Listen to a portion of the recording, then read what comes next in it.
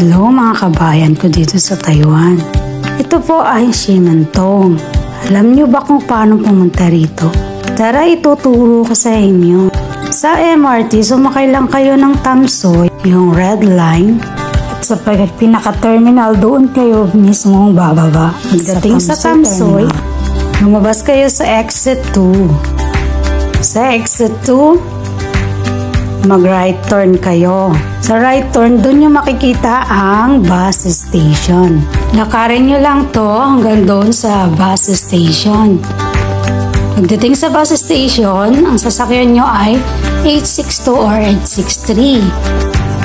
Suggest ko lang na mag-CR muna kayo bago kayo magbiyahe. Dahil mahigit 1 oras ang biyahe nito papuntang Ximantong.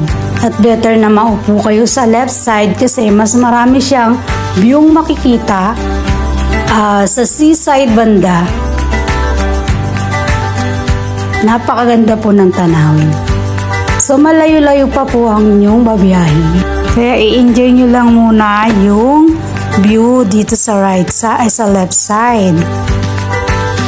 Sa right side, meron kayong makikitang temple. Doon bali ang baba ninyo. Ayan ang temple. Pero yung Ximantong is nasa kabilang side. Ayan, so tatawid po kayo dyan.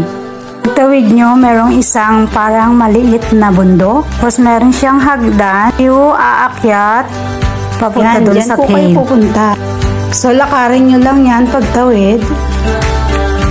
Then makikita nyo na ang Ximantong. Pag-akyat nyo dito, napakaganda po ng view na makikita nyo.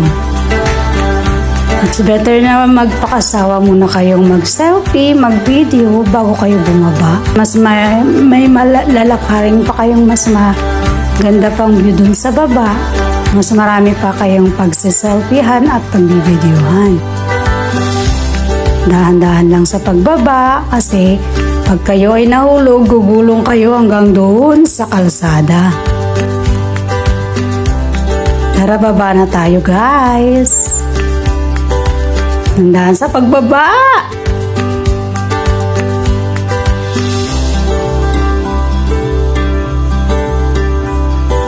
Pagdating dito, unang-una yung makikita yung pagbaba nyo, yung makikita nyo agad yung cave, yung tinatawag nilang Ximantong. Dito magpakasawa rin muna kayo mag-selfie. Napakaganda po ng view. Kahit po malayo, sulit na sulit po. Tara, lakad na tayo papunta doon sa may rock formation.